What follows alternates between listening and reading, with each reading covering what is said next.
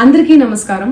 నిన్న ఏదైతే నా బర్త్డే పార్టీ జరిగిందో ఒక చిన్న ఇంట్లో పార్టీ లాగా ఒక ఫ్యామిలీ ఫంక్షన్ లాగా జరుపుకోవాలన్న ఒక ఉద్దేశంతో ఆ రిసార్ట్లో మా అమ్మా నాన్నల కోరిక మేరకు మా అమ్మా నాన్నలతో కలిసి మా ఫ్యామిలీ మెంబర్స్తో కలిసి నేను జరుపుకోవడం జరిగింది.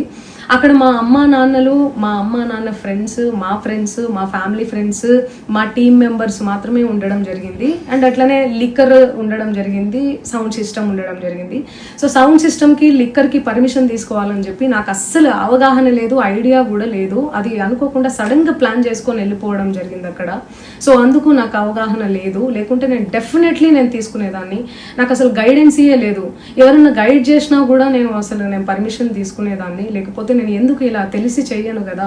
సో ఇదంతా ఇలా తెలిసి అయితే నేను తప్పు చేయలేదు, తెలియకుండా ఇది జరిగిపోయింది. అండ్ అక్కడ లోకల్ లిక్కర్ తప్ప అసలు వేరే ఏ ఇతర పదార్థాలు, మత్తు పదార్థాలు కానీ వాడడం అసలు జరగలేదు. అక్కడ దొరకలేదు కూడా, పోలీసులు సెర్చ్ చేసినా కూడా. అండ్ అక్కడ ఎవరికైతే పాజిటివ్ వచ్చింది అని చెప్పి పోలీసులు చెప్తున్నారో ఆయన ఎక్కడో ఒక చోట తీసుకున్నాడు, ఎప్పుడో తీసుకున్నాడు అని చెప్పి తేలిందని చెప్పి పోలీసులే చెప్పారు. అండ్ అది ఇన్వెస్టిగేషన్ కూడా జరుగుతుంది. మేము కూడా పోలీసులకు కోఆపరేట్ చేస్తున్నాము. అండ్ నేను ఎందుకు ఇలా చేస్తాను, అసలు నాకు తెలిసి ఎందుకు చేస్తాను, మా అమ్మా నాన్నలతో దట్టు మా అమ్మా నాన్నలు పెట్టుకొని ఇలాంటివి నేను ఎంకరేజ్ చేస్తానా, ఇలాంటివి చెప్పండి.